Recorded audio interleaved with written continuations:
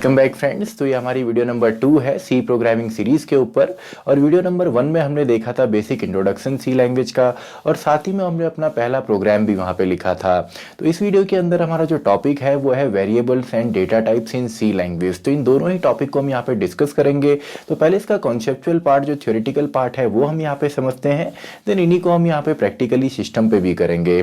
तो स्टार्ट करते हैं। जो टॉपिक हमारा है वो है वेरिएबल्स एंड डेटा टाइप्स। तो वेरिएबल्स एंड डेटा टाइप्स इस वीडियो में हम डिस्कस करेंगे। अब देखिए, वेरिएबल्स आपका सिंपल है। वेरिएबल्स को काफ़ी बार आपने सुना होगा, इनको हम आइडेंटिफायर्स भी कहते हैं। तो वेरिएबल्स जो हमारा पहला टॉपिक है, वेरिएबल्स या सिंपली इनको हम आइडेंटिफायर्स भी यहाँ पे कह सकते हैं। अब देखिए, आइडेंटिफायर्स हो या वेरिएबल्स हो, ये सिंपली हमारे नेम्स होते हैं जो कि यूज़र या आपका प्रोग्रामर जो है वो डिफाइन करता है। यानी कि हम लोग प्रोग्रामर हैं, तो हम लोग जो नेम्स यहाँ पे डिफाइन करेंगे उन्हीं को हम यहाँ पे वेरिएबल्स बोलते हैं, जो अपनी value throughout the program vary कर सकते हैं। आपने बेसिकली मैथमेटिक्स के अंदर देखा होगा। फॉर एग्जाम्पल, अगर मैं लिखता हूँ x = y+2, तो यहाँ पे देखिए x एंड y आपके यहाँ पे वेरिएबल्स हैं। इनकी वैल्यू आपकी वेरी होती रहेगी, चेंज होती रहेगी, लेकिन जो 2 है ये कांस्टेंट आपका, यानी कि इसकी वैल्यू जो है वो फिक्स ही रहने वाली है। तो यहाँ पे वेरिएबल्स में केवल इतना ही हमारा है। वेरिएबल्स को हम सिंपली बोल सकते हैं सी लैंग्वेज या किसी भी प्रोग्रामिंग के अंदर ये कुछ कंटेनर्स होते हैं जिसमें हम कुछ डेटा को वहाँ पे स्टोर करने वाले हैं। तो वेरिएबल सिंपली हमारे नेम्स होते हैं, names given by the programmer. Names given by the programmer, इनको हम सिंपली यहाँ पे बोल सकते हैं कि ये हमारे वेरिएबल्स यहाँ पे होते हैं। तो अब देखिए, वेरिएबल्स जब हम यहाँ पे बनाएंगे, कांस्टेंट वैल्यूज तो आपको पता है जिनकी वैल्यू फिक्स होती है, जो चेंज नहीं होगी। अब वेरिएबल्स बनाने के लिए सबसे पहले बात करते हैं कि वेरिएबल्स के जो नेम्स होते हैं वो हम यहाँ पे कैसे देंगे। तो इनके लिए कुछ रूल्स हमारे पास यहाँ पे हैं कि वेरिएबल्स के रूल्स हमारे क्या हैं, उनको हम देख लेते हैं। Rules for declaring variables. तो रूल्स फॉर डिक्लेयरिंग वेरिएबल्स, इसके कुछ रूल्स हैं। सबसे पहले तो इसमें केवल आपका यहाँ पे अल्फाबेट्स आ सकते हैं, अल्फाबेट्स प्लस नंबर्स प्लस आपका यहाँ पे अंडरस्कोर। अब अंडरस्कोर जिनको नहीं पता, इस तरीके से एक सिंबल, एक तो आपका डैश होता है सिंपली, एक अंडरस्कोर भी होता है। तो केवल इन तीनों को ही मिक्सअप करके हम यहाँ पे एक वेरिएबल का नाम डिक्लेयर करते हैं। तो एग्जांपल के तौर पे अगर मैं यहाँ पे लिखता हूँ हेलो, तो ये एक वेरिएबल का नेम है। अगर मैं यहाँ पे लिखता हूँ हेलो, तो ये भी वेरिएबल का नेम है। अगर मैं यहाँ पे लिखता हूँ हेलो 1 2 3 एंड देन अंडरस्कोर, तो ये भी वेरिएबल का नेम है। तो पहला रूल तो ये है कि ये केवल इंक्लूड करते हैं जो वेरिएबल के नेम्स हैं, भले किसी भी प्रोग्रामिंग लैंग्वेज में हो। अल्फाबेट्स, नंबर्स एंड अंडरस्कोर ही केवल आपका वेरिएबल नेम में आता है। और दूसरा, ये कभी भी आपके नंबर से स्टार्ट नहीं होते। तो नेक्स्ट है can not start with a number. इसको भी हम प्रैक्टिकल भी देखेंगे। ये नंबर से भी स्टार्ट नहीं होते। एंड नॉट इंक्लूड, और इनमें इंक्लूड ना हम नहीं कर सकते हैं जो स्पेशल सिंबल हमारे होते हैं। Special symbol, for example hash का सिंबल है, डॉलर का सिंबल है, तो इनको भी हम यूज़ नहीं कर सकते। फॉर एग्जांपल, अगर आप यहाँ पे लिखना चाहें, फॉर एग्जांपल हेलो आपने लिखा, देन आप हैश का सिंबल यूज़ करते हैं, तो ये अलाउड यहाँ पे नहीं है। यानी कि जब भी आप किसी वेरिएबल का नेम यहाँ पे डिक्लेयर करते हैं तो उसमें केवल 3 चीज़ें आपकी हो सकती हैं, alphabets, number and underscore. And इसमें भी जब वेरिएबल का नेम जो स्टार्ट होने वाला है वो केवल आपका अल्फ़ाबेट्स एंड अंडरस्कोर से ही हो सकता है। यानी कि अगर आप यहाँ पे लिखते हैं फॉर एग्जांपल ABC1, तो ये तो यहाँ पे चलता है, ये तो करेक्ट है। लेकिन अगर हम 1 ABC यहाँ पे करते हैं तो ये इनकरेक्ट है। अगर हम अंडरस्कोर ABC करते हैं तो ये तो करेक्ट है। लेकिन अगर हम यहाँ पे कुछ और नंबर के साथ स्टार्ट करते हैं या स्पेशल सिंबल के साथ स्टार्ट करते हैं तो ये यहाँ पे अलाउ हमको नहीं होता है। इसको भी हम प्रैक्टिकली भी देखने वाले हैं। एंड साथ ही साथ जो लैंग्वेज हमारी है सी लैंग्वेज, ये केस सेंसिटिव लैंग्वेज भी है।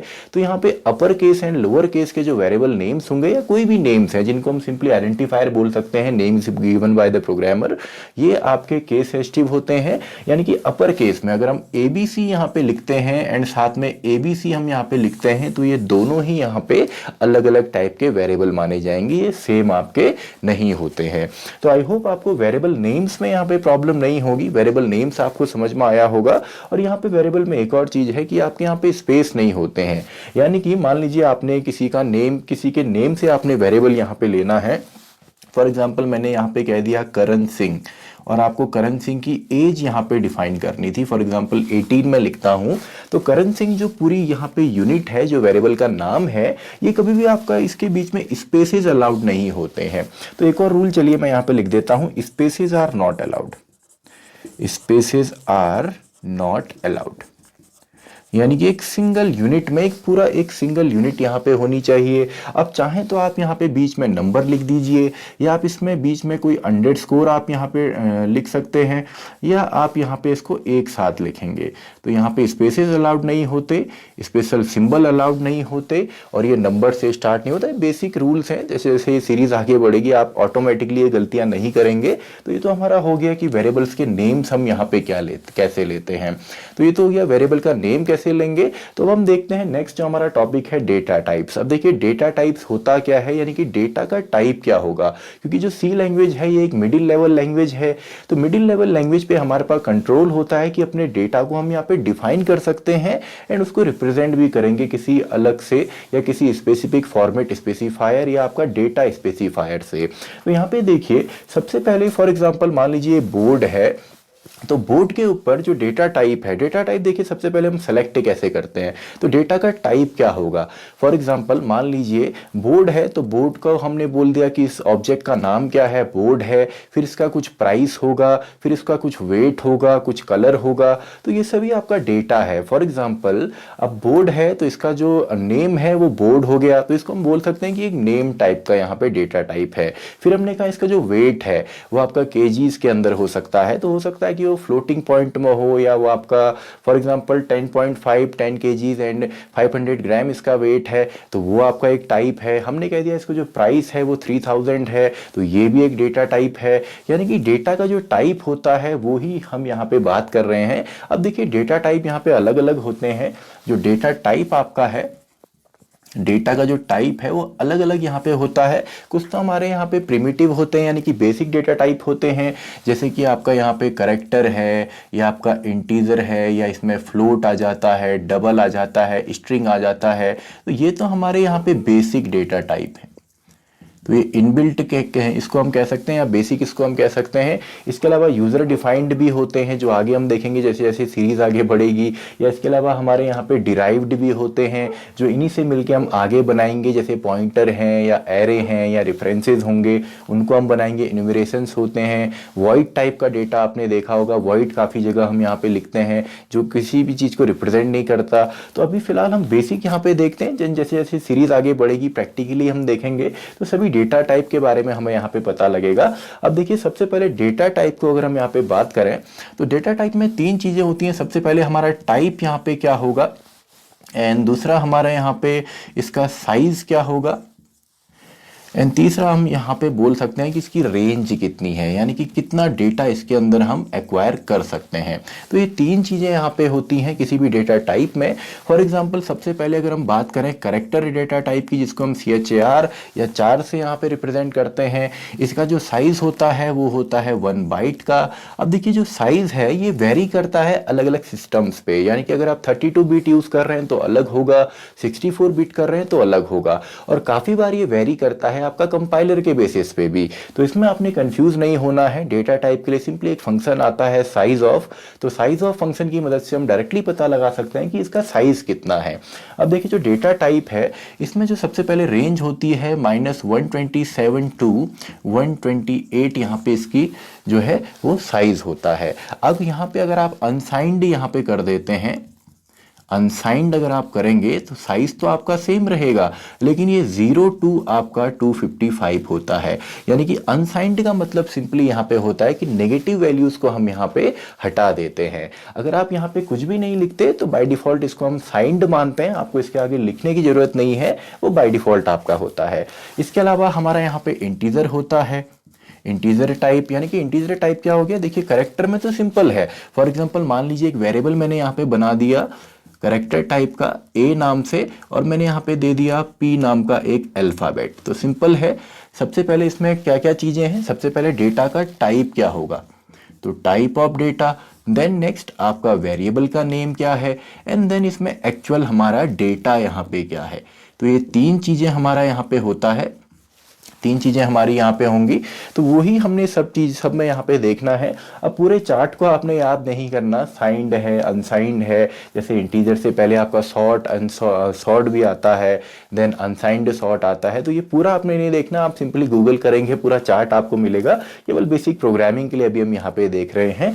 तो देखिए नेक्स्ट हमारा इंटीजर यहाँ पे है। अब इंटीजर का जो साइज है, काफी जगह आपको 2 बाइट भी दिखेगा, काफी जगह आपको 4 बाइट भी दिखेगा, वो वेरी करता है आपके कंपाइलर एंड सिस्टम के हिसाब से। तो इसकी जो रेंज होती है आई गेस वो 32,768 यहाँ पे होती है। 2 आपका पॉजिटिव में 32,767, तो इसकी रेंज है। एग्जाम्पल के तौर पे मान लीजिए आपने कहा कि आपको 2 नंबरों का सम निकालना है, तो आप यहाँ पे डिक्लेयर कर सकते हैं int a equal to for example 10 and integer type data दूसरा हमने ले लिया इक्वल टू 20। अब ये क्या है, ऑपरेटर्स भी हमने यहाँ पे लगाए हैं, तो इनको हम आगे एक डेडिकेटेड पूरी वीडियो इसके लिए हम देखेंगे कि ऑपरेटर्स कौन कौन से यहाँ पे सी लैंग्वेज में होते हैं। तो यहाँ मान लीजिए हमने 2 डेटा टाइप यहाँ पे लिए, लेकिन यहाँ पे हमने एक रेंज भी बोली है कि केवल इतना ही यहाँ पे सपोर्ट करेगा। तो अगर आप इससे बड़ा नंबर लेते हैं तो क्या होगा। अब देखिए अगर आपका जो नंबर है वो आपको पता है कि केवल पॉजिटिव ही रहने वाला है, तो उसमें उसके लिए तो आप सिंपली यहाँ पे कर सकते हैं अनसाइंड को।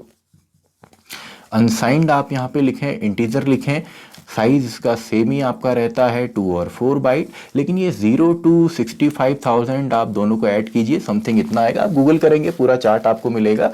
देन यहाँ पे केवल पॉजिटिव आपको मिलेगा, लेकिन यहाँ पे आपने अनसाइंड भी यहाँ पे लिखना है। तो unsigned int then a equal to 10 या जो भी आप वैल्यू यहाँ पे लेना चाहें। अब आप कहते हैं अगर हमको 65,000 जो एग्जैक्ट वैल्यू मैं यहाँ पे कैलकुलेट नहीं कर रहा हूँ, इससे ऊपर की वैल्यू अगर आपको चाहिए तो देन आप यहाँ पे इंटीजर की जगह आप लॉन्ग यहाँ पे लिख सकते हैं। तो लॉन्ग का जो साइज है वो भी 4 बाइट यहाँ पे होता है, और इससे भी ज़्यादा इसकी रेंज होगी। लिखने का तरीका सेम है, लॉन्ग हम यहाँ पे लिखते हैं एंड देन हम इसको डिक्लेयर करते हैं। एंड इसी के साथ अगर आपको यहाँ पे देखिए, ये तो नॉर्मल डेटा हो गया, करेक्टर अगर आपको चाहिए, इंटीजर आपको चाहिए, लॉन्ग यहाँ पे चाहिए। लेकिन मान लीजिए आपके पास अगर रियल नंबर्स हैं, फॉर एग्जांपल वेट है, हाइट है, तो ये तो आपको यहाँ पे कंप्लीट जो इंटीजर है इसमें नहीं मिलेगा। तो इसके लिए नेक्स्ट जो हमारा डेटा टाइप यहाँ पे आता है वो है फ्लोट। तो फ्लोट हमारा है, साइज 4 बाइट यहाँ पे होता है, एंड इसमें जो रेंज होती है वो भी आप देखेंगे, आप गूगल करेंगे सिंपली आपको मिलेगा। तो इसमें हम इस तरीके से डिक्लेयर कर सकते हैं, फ्लोट टाइप का डेटा हम यहाँ पे ले रहे हैं, एंड देन वेरिएबल का नेम, एंड देन उसमें जो एक्चुअल यहाँ पे वैल्यू आने वाली है। तो अभी तो हम यहाँ पे फिक्स वैल्यू ले रहे हैं क्योंकि बेसिक हम सीख रहे हैं। जैसे जैसे हम आगे बढ़ेंगे तो फिर हम देखेंगे कि यूजर से कैसे हमने इनपुट लेना है। अभी केवल बेसिक मैं यहाँ पे आपको समझा रहा हूँ। इसी के साथ हमारा यहाँ पे डबल भी होता है। तो डबल, अब देखिए डबल में केवल आपका साइज में यहाँ पे डिफरेंस है, 8 बाइट का होता है, आप डबल में भी यहाँ पे ले सकते हैं। तो ये तो हमारा हो गया कि बेसिक डेटा टाइप हमारे यहाँ पे किस तरीके से होते हैं। अब देखिए केवल डेटा टाइप से यहाँ पे नहीं होता, डेटा टाइप के साथ साथ हमें यहाँ पे चाहिए होते हैं फॉर्मेट स्पेसिफायर। यानी कि डेटा तो हमने ले लिया, डेटा टाइप का मैंने आपको यहाँ पे बेसिक यहाँ पे बता दिया, जो बेसिक हमारे डेटा टाइप है। अब जो स्ट्रिंग है, क्योंकि करेक्टर जो है वो केवल एक सिंगल करेक्टर को यहाँ पे लेता है, जब आप स्ट्रिंग को यहाँ पे लेते हैं तो स्ट्रिंग को हम बोल सकते हैं कि वो करेक्टर का ही एक कलेक्शन होता है। तो इसको भी हम देखेंगे, साथ में फॉर्मेट स्पेसिफायर भी हम देखेंगे। इसको हम देखते हैं, उससे पहले आप अगर स्क्रीनशॉट इसका लेना चाहें तो स्क्रीनशॉट आप ले सकते हैं नोट्स के लिए। तो आई होप आपने इसका स्क्रीनशॉट ले लिया होगा। तो एक छोटा सा प्रोग्राम हम यहाँ पे देखते हैं, देन इसको हम प्रैक्टिकली भी देखेंगे, और साथ में इन डेटा टाइप्स के साथ साथ इनके फॉर्मेट स्पेसिफायर भी हम यहाँ पे देखते हैं। होप आपको बेसिक कॉन्सेप्ट यहाँ पे समझ में आया होगा कि वेरिएबल्स हमारे क्या होते हैं, उनके जो नेम्स हैं उनको डिक्लेयर करने के क्या हमारे पास रूल्स हैं, और साथ ही में डेटा टाइप हमारे क्या होते हैं, यानी कि डेटा टाइप्स को हम किस तरीके से यहाँ पे डिफाइन करते हैं। तो नेक्स्ट हम डेटा टाइप में अभी देखते हैं, देन इसको हम प्रैक्टिकली भी देखेंगे। तो हमारे जो डेटा टाइप्स हैं, एक तो इनका साइज होता है। नेक्स्ट जो यहाँ पे मेन है वो है फॉर्मेट स्पेसिफायर्स, यानी कि डेटा का जो फॉर्मेट है, या इसको हम डेटा स्पेसिफायर भी कह सकते हैं, अब इसको डेटा भी कह सकते हैं। अब इसको कैसे इंप्लीमेंट करना है प्रोग्राम में, अभी हम एक प्रोग्राम भी यहाँ पे लिखेंगे तो आपको कंप्लीटली यहाँ पे समझ में आएगा। देन इसी को हम प्रैक्टिकली भी देखने वाले हैं। तो मान लीजिए हमारे पास जो डेटा है वो है कैरेक्टर टाइप, तो इसके लिए जो फॉर्मेट स्पेसिफायर यहाँ पे यूज होता है वो होता है %C। देन आपका जो इंटीजर यहाँ पे है तो इसके लिए हम यूज करते हैं %D को। इसी तरीके से अगर हमारे पास इंटीजर से बड़ा नंबर है, यानी कि 32,000 समथिंग जो 768 हमारे पास वैल्यू थी नेगेटिव टू पॉजिटिव, उससे बड़ा अगर कोई नंबर है तो इसके लिए हम यूज करते हैं लॉन्ग इंटीजर यहाँ पे, एंड इसके लिए हम यूज करते हैं %L। एंड इससे भी बड़ा नंबर अगर आपके पास है तो आप यहाँ पे लॉन्ग भी लिख सकते हैं। देन LD हम यहाँ पे यूज़ कर सकते हैं, ये पूरा आपको मिल जाएगा अगर आप इसको सर्च करते हैं इंटरनेट पे। अभी हम केवल बेसिक यहाँ पे समझते हैं कि कौन कौन सी चीज़ें अभी हम प्रोग्राम में यूज़ करने वाले हैं। इसके अलावा हमारे पास फ्लोट यहाँ पे है, जिसके लिए हम %F को यहाँ पे यूज़ करते हैं। और अगर आप यहाँ पे डबल यूज़ करेंगे, अब देखिए मॉडर्न जो कंपाइलर्स हैं वो तो इसको %F में भी आपका यहाँ पे हमको हेल्प करते हैं चलने में, लेकिन अगर आप LF लिखते हैं तो ये हर एक कंपाइलर में सपोर्ट करता है। इसके अलावा स्ट्रिंग अगर आप लेते हैं, और स्ट्रिंग क्या होते हैं, स्ट्रिंग हमारे होते हैं कलेक्शन ऑफ कैरेक्टर्स। बहुत सारे कैरेक्टर्स को अगर आप डबल कोट्स में जैसे printf के अंदर हम लिखते हैं, उसको अगर आप लिखते हैं तो उसको हम स्ट्रिंग बोलते हैं। इसको हम रिप्रेजेंट करते हैं आपका %S से। तो ये हमारे फॉर्मेट स्पेसिफायर्स हैं। तो अब इसको इंप्लीमेंट कैसे करना है, तो देखिए इन सभी को इंप्लीमेंट करने के लिए हम यूज करते हैं आपका printf फंक्शन को। तो printf फंक्शन प्रीवियस वीडियो में हमने देखा था। तो printf फंक्शन को अगर थोड़ा सा मैं यहाँ पे एक्सप्लेन करूँ तो इसमें मेनली दो पार्ट यहाँ पे होते हैं। सबसे पहले अगर इसके दो पार्ट में आपको यहाँ पे दिखाऊं तो पहला यहाँ पे होता है आपका फॉर्मेटेड स्ट्रिंग, जिसको कि हम डबल कोट्स के अंदर यहाँ पे लिखते हैं, और इसी के अंदर हमारे स्ट्रिंग भी आएगी, साथ ही साथ हमारे यहाँ पे जो फॉर्मेट स्पेसिफायर्स हैं वो भी आते हैं।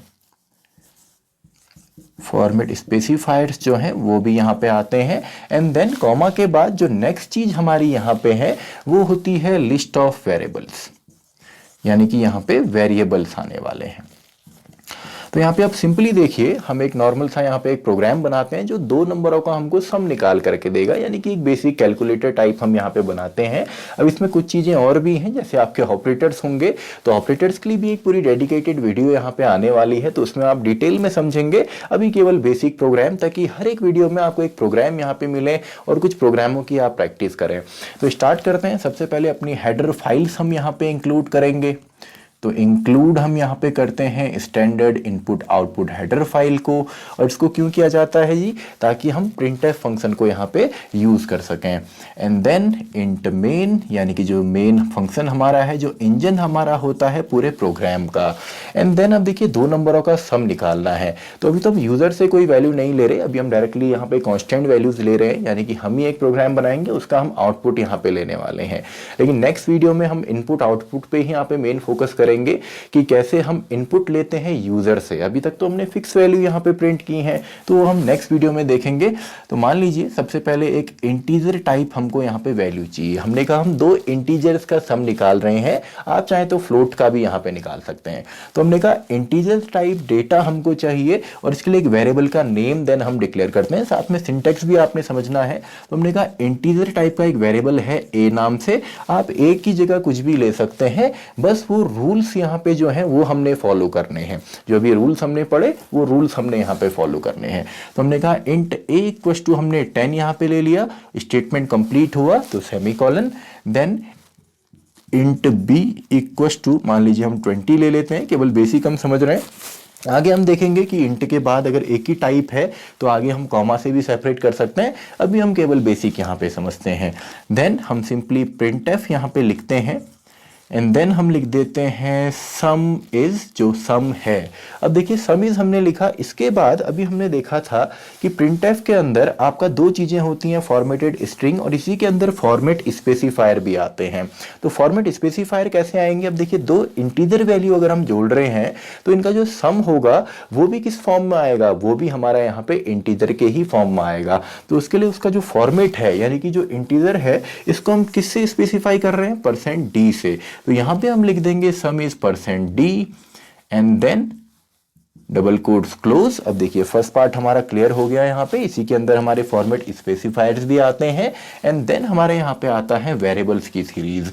अब यहाँ पे कोई भी वेरिएबल नहीं है, अगर इसके बीच में मैं कोई एक ऐसी लाइन बनाऊं, मैंने कहा int c equals to a plus b and then मैं यहाँ पे c को लिखूं तो वो सीधा अपनी वैल्यू यहाँ पे ट्रांसफर करेगा। लेकिन इससे हमारा कोड जो है बढ़ता है, हमें ये भी साथ में देखना है कि कोड कितना इफेक्टिव है, कितने उसमें वेरिएबल हमारे कम लेते हैं, यानी कि उसका साइज कितना छोटा होगा।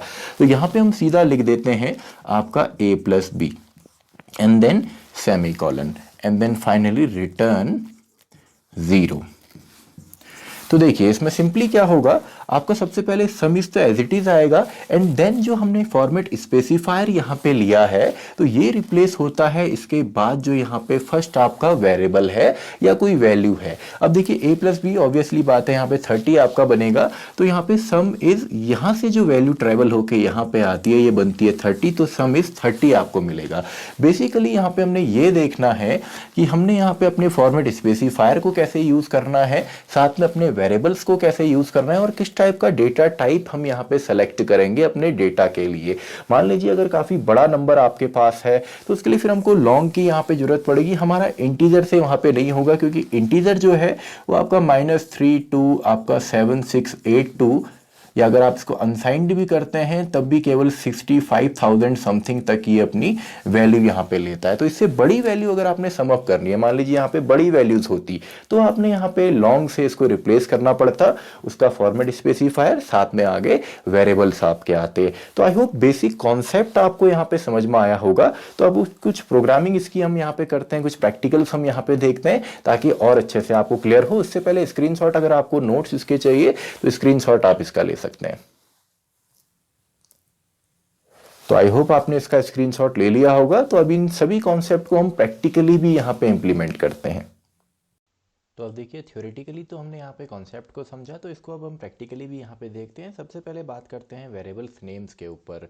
तो सबसे पहले तो अपने हेडर फाइल्स को हम अपने प्रोग्राम में यहाँ पे इंक्लूड करते हैं, standard input output header file, then int main यानी कि हमारा जो इंजन होता है, जो मेन फंक्शन हमारा होगा, एंड देन हम यहाँ पे देखिए इंटीजर टाइप लेते हैं सबसे पहले बेसिकली, एंड देन वेरिएबल्स के नेम्स हमने लेने हैं। तो वेरिएबल के नेम आप नॉर्मली कुछ भी यहाँ पे ले सकते हैं। फॉर एग्जांपल मैंने टुडे नाम से यहाँ पे एक वेरिएबल का नेम मैं लेता हूँ एंड इसमें कुछ वैल्यू भी डाल देते हैं, फॉर एग्जांपल 20, एंड देन इसको अगर सिंपली प्रिंट हमने करना हो तो देखिए किस टाइप का ये वेरिएबल है, ये है इंटीजर टाइप का, तो इसका जो फॉर्मेट स्पेसिफायर होगा वो होगा %d यहाँ पे, एंड देन कॉमा के बाद जो वेरिएबल का नाम है जिससे कि ये फॉर्मेट स्पेसिफायर रिप्लेस होगा, यानी कि टुडे के अंदर जो वैल्यू है 20 वो आ जाएगी आपका डी के अंदर, एंड फाइनली इसको हम सेमीकोलन से यहाँ पे क्लोज भी करते हैं। तो देखिए इस प्रोग्राम को हम सिंपली रन करेंगे तो इसका आउटपुट हमको यहाँ पे मिलता है, देखिए इस तरीके से। तो यहाँ पे 20 हमको मिला है जो आउटपुट हमारा है, तो आउटपुट हमारा 20 यहाँ पे आया है। तो ये तो सिंपल सा हो गया। अब देखिए वेरिएबल्स के जो नेम्स हैं, तो सबसे पहले ये कभी भी आपका नंबर से स्टार्ट नहीं हो सकते। जैसे फॉर एग्जांपल इसको अगर मैं नंबर से स्टार्ट करता हूँ तो देखिए यहाँ पे not declared in this scope and ID before numeric, इस तरीके से आपको देता है कि ये कभी भी न्यूमेरिक से स्टार्ट नहीं हो सकता, ये हमको यहाँ पे बता रहा है। लेकिन न्यूमेरिक आप यूज़ कर सकते हैं, लेकिन स्टार्टिंग जो है यानी कि जो पहला आप यहाँ पे लिखने वाले हैं वो या तो आपका कोई अल्फ़ाबेट हो या तो आपका अंडरस्कोर हो। यानी कि अगर मैं टुडे 12 यहाँ पे लिखूंगा तो ये तो यहाँ पे परफेक्टली चलेगा, लेकिन अगर इसको मैं नंबर से स्टार्ट करता हूँ तो ये हमारा यहाँ पे एग्जीक्यूट नहीं होता है। तो देखिए यहाँ पे तो ये परफेक्टली एग्जीक्यूट होता है, लेकिन अगर मैं यहाँ पे इसको अंडरस्कोर से भी करूँगा तो भी ये परफेक्टली चलेगा। तो ये कुछ हमारे बेसिक से यहाँ पे रूल्स हैं जो आपने फॉलो करने हैं।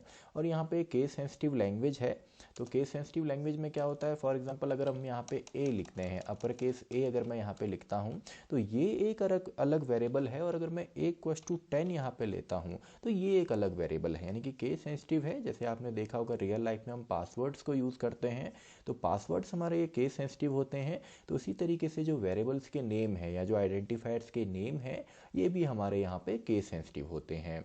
तो आई होप आपको बेसिक यहाँ पे समझ में आया होगा कि वेरिएबल्स को हम किस तरीके से यहाँ पे डिक्लेयर करेंगे। और वेरिएबल सबसे पहले देखिए ये एक मिडिल लेवल लैंग्वेज है, तो यहाँ पे हमको पहले डिफाइन करना पड़ता है। तो इसका जो सिंटैक्स है वो हमारा क्या होगा, सबसे पहले हमारा आता है कि आपका किस टाइप का आप डेटा लेने वाले हैं, देन उस डेटा को आप स्टोर किस वेरिएबल में करेंगे, देन जो इक्वल टू है ये तो असाइनमेंट ऑपरेटर है, ऑपरेटर को हम डिटेल में आगे समझने वाले हैं कौन कौन से ऑपरेटर्स यहाँ पे होते हैं। एंड देन हमारी एक वैल्यू हमने यहाँ पे दे रखी है। तो ये तो हमारा क्या हो गया, इंटीजर टाइप डेटा टाइप है। इसके अलावा अलग अलग डेटा टाइप हमारे होते हैं, चलिए सभी को मैं साथ ही में दिखा देता हूँ। ये आपका इंटीजर टाइप है। देन आप अगर फ्लोट टाइप यहाँ पे लेना चाहें, फॉर एग्जांपल रियल नंबर कोई आपके पास यहाँ पे है, या आपके पास यहाँ पे कोई करेक्टर टाइप है। अब देखिए करेक्टर जो है वो एक सिंगल करेक्टर को ही यहाँ पे लेता है। फॉर एग्जांपल अगर मैं यहाँ पे ए लूँगा तो ये तो चलेगा, यहाँ पे इसको आप सिंगल या डबल कोट्स किसी में भी ले सकते हैं। लेकिन अगर मैं ABC यहाँ पे लेता हूँ तो ये एक स्ट्रिंग के फॉर्म में यहाँ पे आ गया है, और स्ट्रिंग जो होती है वो तो वैसे ही आपका डबल कोट्स में यहाँ पे आएगी, तो यहाँ पे अलाउड नहीं है, आप केवल एक ही करेक्टर यहाँ पे ले सकते हैं। हाँ, अगर आपको स्ट्रिंग यहाँ पे लेनी है तो आप करेक्टर ही यहाँ पे लेंगे, लेकिन आपको यहाँ पे बताना पड़ेगा कि उसके अंदर आपकी जो स्ट्रिंग है उसके अंदर कितने करेक्टर आ सकते हैं। तो मान लीजिए मैंने 30 यहाँ पे लिख दिया और ये 4 ही आपके यहाँ पे हैं, यानी कि integer, float, character and string, जो आपके बेसिक यहाँ पे डेटा टाइप हैं। देन इन्हीं को हम और भी तरीके से यूज़ करते हैं, अनसाइंड फॉर्म में हम करते हैं या साइंड फॉर्म में आप कर सकते हैं, शॉर्ट आपका होता है, डबल आपका होता है, तो वो सब भी हैं। वो जैसे जैसे सीरीज़ आगे बढ़ेगी आप सभी को यहाँ पे समझेंगे। तो मान लीजिए यहाँ पे मैं लिख देता हूँ, फॉर एग्जांपल एक नाम हम ले लेते हैं करण सिंह। तो अब देखिए इन सभी जो हमारे डेटा टाइप हमने यहाँ पे लिए हैं, तो इनको अगर मैं यहाँ पे रिप्रेजेंट करूँ तो कुछ इस तरीके से हम कर सकते हैं। मान लीजिए सबसे पहले हमको इंटीजर को करना है, तो इसके लिए हम लिखेंगे %d यहाँ पे। एंड देन हमारा फ्लोट है तो इसके लिए %f आपका यहाँ पे आएगा, जो मेनली हमारे यहाँ पे सिंटेक्स का ही पार्ट है। देन %c जिसमें एक सिंगल करेक्टर है, एंड %d जिसके अंदर हमारी स्ट्रिंग यहाँ पे आती है। एंड देन हमने इन सभी वेरिएबल्स के नाम यहाँ पे लिखने हैं, यानी कि A, B, C, D। तो ये चारों हमारे आ गए। तो यहाँ पे जो A है इसके अंदर जो वैल्यू है यानी कि जो 10 है वो %d उसको रिप्लेस करेगा। देन जो B हमारा है इसको %f रिप्लेस करेगा। देन जो C है उसको %c रिप्लेस करेगा। एंड सॉरी जो स्ट्रिंग है उसको हम %s से यहाँ पे रिप्रेजेंट करते हैं। तो देखिए सभी हमारे यहाँ पे आ गए। सॉरी आई गेस यहाँ पे सिंगल कोट्स हमने लिखना है। तो देखिए सिंपल सा है, सभी हमारे यहाँ पे अब सिंगल लाइन में आते हैं। अगर आपको अलग अलग लाइन में चाहिए तो /n हम यहाँ पे लगा सकते हैं। तो देखिए सिंपल सा आउटपुट हमको यहाँ पे मिला 10, 23 पॉइंट समथिंग जो आपका फ्लोटिंग पॉइंट है, then A and then Karan Singh. तो सभी टाइप की जो वैल्यूज़ हैं वो हमको यहाँ पे मिलती हैं। अगर आपको नेक्स्ट लाइन में चाहिए तो इसके लिए आप /n यहाँ पे यूज़ करेंगे। तो I hope basic data type and इनको कैसे यूज़ करना है, कैसे सेलेक्ट करना है, ये आपको यहाँ पे समझ में आया होगा। और अगर आपको साइज़ देखना है अपने सिस्टम के हिसाब से, या कितने बिट का सिस्टम या कौन सा कंपाइलर आप यूज़ कर रहे हैं, तो वो आप सिंपली यहाँ पे कर सकते हैं। एक फंक्शन हमारा आता है साइज़ ऑफ।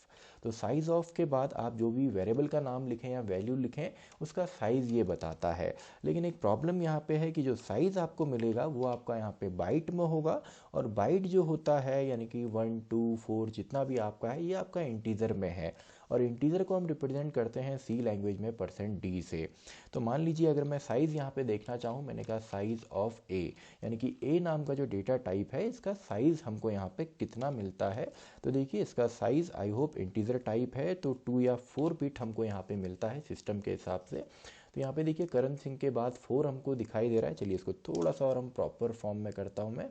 तो इससे पहले हम /n या पूरा इसको लिख देते हैं। चलिए साइज़ ऑफ इंटीजर मैं यहाँ पे लिख देता हूँ, एंड इससे पहले हम /n यूज़ करते हैं ताकि ये नई लाइन में हमको यहाँ पे मिले, न्यू लाइन में हमको मिले। तो देखिए साइज़ ऑफ इंटीजर यहाँ पे 4 बिट हमको दिखा रहा है। इसी तरीके से अगर आप साइज़ यहाँ पे देखना चाहें फॉर एग्जांपल करेक्टर का, तो आई होप आपको ये 1 बाइट यहाँ पे दिखाएगा। देखिए 1 यहाँ पे दिखा रहा है यानी कि 1 बाइट का साइज़ है। वैसे अगर आप यहाँ पे फ्लोट का देखना चाहें यानी कि b का, तो ये भी आपको 4 बाइट यहाँ पे दिखाता है। वैसे अगर आप थोड़ा सा साइज़ बढ़ाते हैं तो डबल आप ले सकते हैं। तो साइज़ ऑफ फंक्शन की मदद से आप यहाँ पे साइज़ जो है उसको भी कितना है ये आप यहाँ पे देख सकते हैं। तो आई होप आपको कॉन्सेप्ट यहाँ पे समझ में आया होगा। तो इन प्रोग्राम्स को आप यहाँ पे प्रैक्टिस कर सकते हैं एंड मैं आपसे मिलता हूँ नेक्स्ट वीडियो में, जहाँ पे हम देखेंगे कि कैसे हम यूज़र से भी इनपुट लेते हैं। अभी तक तो हमने यहाँ पे बेसिक डेटा को यूज़ किया, जो इनबिल्ट डेटा हम ले रहे हैं डायरेक्टली, जो कांस्टेंट डेटा है। तो नेक्स्ट वीडियो में हम देखेंगे कि कैसे हम यूज़र से इनपुट यहाँ पे लेते हैं। Video number 3।